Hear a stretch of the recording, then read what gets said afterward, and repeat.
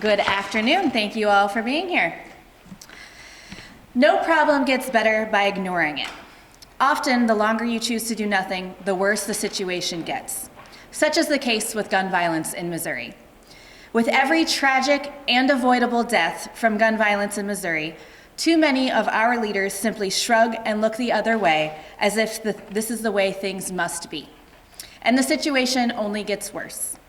The resistance to action stems from the stubborn ideology that any limits on firearms, no matter how sensible or effective, are incompatible with a robust Second Amendment. House Democrats believe in the Second Amendment. We believe in protections for law-abiding gun owners, and we count many gun owners among our caucus.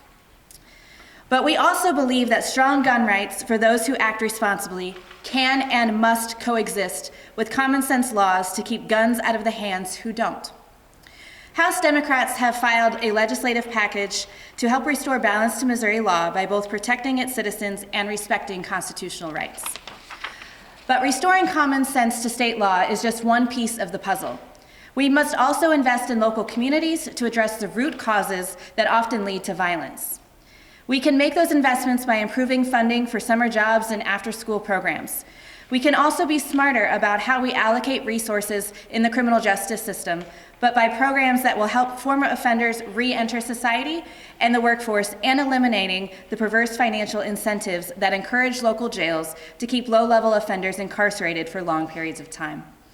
We can help gun violence survivors with wraparound services that provide them with the support they need in recovery. And since most suicides involve firearms, we must bolster state funding for suicide prevention efforts. The choice between strong gun rights and strong laws to reduce gun violence is a false one. Missourians can have both, and Missourians deserve both. With that, we're going to highlight a few of our members' bills dealing with this issue, starting with Representative Deb Lavender. Thank you. Hi, I'm Deb Lavender, District 90. I have a red flag legislation, which is also being carried by Representative Green and Representative Razor. Very similar to restraining orders. This is nothing more than a court determining that there has been due process to temporarily take someone's gun from their home. It's a short time period. It is with a court order. It is not uncommon across the states right now, and in states that have passed this, we are seeing a reduction in suicides, and I think this is a good measure to be able to look at to follow what the governor in October said he was interested in doing as a measure for the state. Thank you. Thank you, Representative. And next, I'd like to invite Representative Green to discuss House Bill 1829.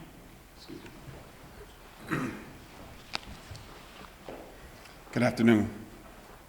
Actually, I would like to discuss two particular bills. One is 1832 and one is 1829. My 1832 bill is actually a research bill. You see, one thing that I found is that gun violence affects the entire state of Missouri. Every corner of Missouri is affected. But I also found, too, that nowhere in the United States have we done any research related to guns or violence. The last research paper has been done in 1993. Why? Why?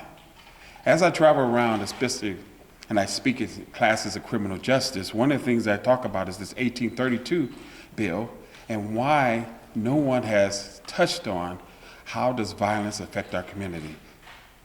I had a big town hall meeting in November. I mean, it was standing room only. I invited adults to be there, I invited young people to be there because it affects our young people. We talked about what we call the ungunned community because our kids are affected by violence. So many times we have to look at this and say our kids are now becoming immune because they see a gun violence every single day, and that is not the purpose of why guns were created. The other bill, of course, was mentioned by Representative Lavender, was my 1829 bill, again, which deals with restraining orders.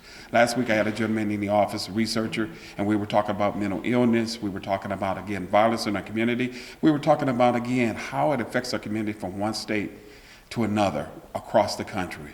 But the key component, again, is if there are guns in a house and you know someone is going to use those guns in a violent kind of manner, you should have the option of calling the police and having those guns removed from your house. You should have the option of making sure that they cannot get access to harm either themselves or their family. And those are the kind of things that we want to address, especially when we stand here today. We're not talking about just taking guns to take guns. We're talking about keeping people safe. Thank you. Thank you, Representative. Next, I'd like to invite Representative Brown to discuss his bill. Good afternoon. So I'd like to talk about my bill, House Bill 1260, which simply says that if you have been convicted of any misdemeanor count of domestic assault in any court, you cannot possess a firearm in the state of Missouri. I have filed this bill last session. I filed it the special session, and I have filed it this session, and last week I sent a letter to the Speaker's office asking to have a hearing on this bill. Now I'm getting ready to break script right now because I'm concerned about what's going on in my hometown of Kansas City. Sunday was a joyous occasion. For 50 years, we've waited for the Kansas City Chiefs to go to the Super Bowl. I wake up on Monday morning expecting to hear more about the Chiefs, but instead I hear about a mass shooting that took place. This morning, the day after the King holiday, I wake up, again, turn on the news, and I hear that there were 2 more shootings in Kansas City. This has got to stop. When I read things like this article in the Missouri Times where it says Republican leadership dismisses gun control efforts, really? You know, the governor told me with the Black Caucus that these discussions need to be taking place in the legislature. We need to have these conversations. I'm concerned because a bill like mine, 1260, what this bill does is it keeps a person who's been convicted of domestic abuse from owning a gun. That person is not a law-abiding citizen. The only person who should be fighting me on this is a wife beater, somebody who's abused their family, somebody who's abusing somebody's daughter. Those are the folks that should be fighting me on this, not members of the legislature. We need to pass this type of legislation. I'm disheartened when I read these things because I know that we're better than that. I know that the governor is a good man at heart, and I believe that he really wants to do something. But we need to have the conversation, and we need to have the conversation soon. Thank you. Thank you, Representative. With that, I'd like to turn it over to Representative Doug Beck. Good afternoon. State Representative Doug Beck of the 92nd District, and first off I want to start off by saying I am a gun owner. I filed this bill 4 years ago for my first session, and it's House Bill 1496, that's what it's currently numbered now. And I thought it was a very common sense bill because when I was looking into legislation for gun violence, one of the things I came across was that if you're on a no-fly list, you can still legally buy a gun in Missouri. I thought that was just crazy on its face. I've also looked in polling in this. It says 85% of the people say they don't want it. I've never talked to anybody that thought it was an unreasonable thing. The most I've ever talked to somebody about and they had a problem with was how you get your name off the list. Well, we could talk about that as far as an amendment goes. But this bill has never received a hearing. It's never been taken seriously. And I think it's just a common sense bill that we should do. So thank you. Thank you, Representative. Representative Greg Razor, please. Thank you. I have 3 bills that are related. One that Representative Lavender spoke about, which is a red flag law. And if I can, from today's Kansas City Star, a quote from the governor after meeting with Mayor Quentin Lucas last year. He said, "If you're going to be involved with domestic violence and you start involving weapons in it, that needs to be addressed." I would like to see the governor address this situation. We have 3 of these bills that are introduced. He can pick which one he likes. I also have introduced House Bill 1529. We require background checks in order to purchase firearms in the state of Missouri with one loophole, and that is an individual-to-individual sale. This bill would simply require the 2 parties to go to a licensed firearm dealer, run a background check, and then I, as the seller, a responsible gun owner, will know that I am selling to someone that we think will be a responsible gun owner. Seems pretty reasonable. Also, our friends on the other side of the aisle will undoubtedly claim to you that this is not a gun issue, it's a mental health issue. Then I would say to them, I have a great bill for you. It's House Bill 1528, originally passed in 2008 and signed by President George W. Bush. It requires that health insurance companies treat mental health the same they treat physical health. Yet the enforcement of that was left up to the states. 48 states have enforced this. Missouri and Oklahoma are the last remaining two. So I hope we can get that passed this year. Thank you, Representative. I'd like to move on to Representative Meredith, please. Thank you. Peter Meredith, 80th District, St. Louis City. I filed HJR 91 this year. It's actually a bill I filed last year as well. It would include the universal background checks that Representative Razor just mentioned, making sure that we close the loophole, and as most Missourians support background checks on all gun sales, this would put that into law. And again, it does so with allowing a vote of the people on the question. I think that this is one that people have strong feelings about, and I'd like to let voters have their say.